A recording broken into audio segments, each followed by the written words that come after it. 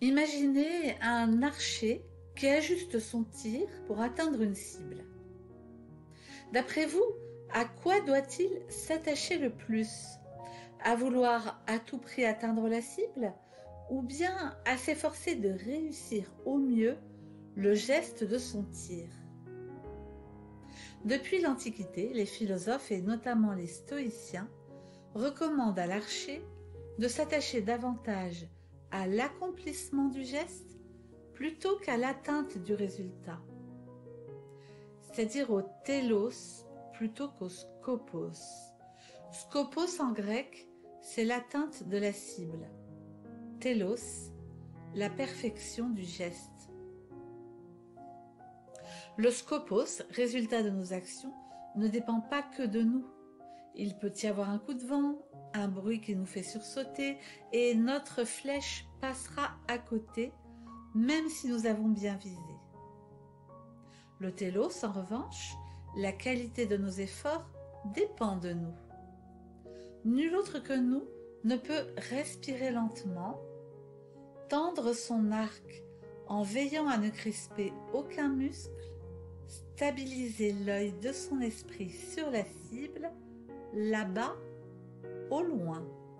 Pouvons-nous cultiver cet état d'esprit? Lorsque nous arrêtons le cours de notre vie pour méditer, nous ne visons pas un objectif particulier, nous détendre, faire le vide dans notre tête, mais nous nous attachons à bien faire ce qui nous est demandé par la méditation elle-même.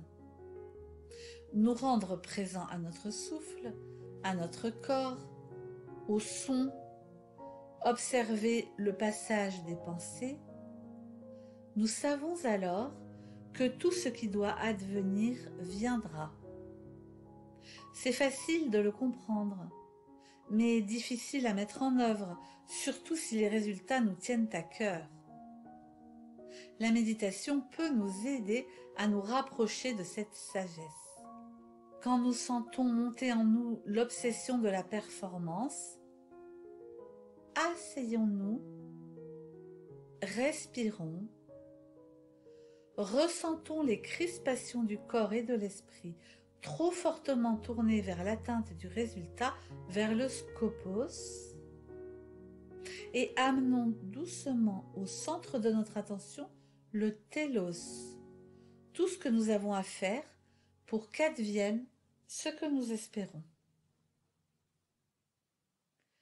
Il n'y a rien à réussir, il n'y a qu'à agir de notre mieux, puis lâcher tout cela pour respirer, sourire et vivre.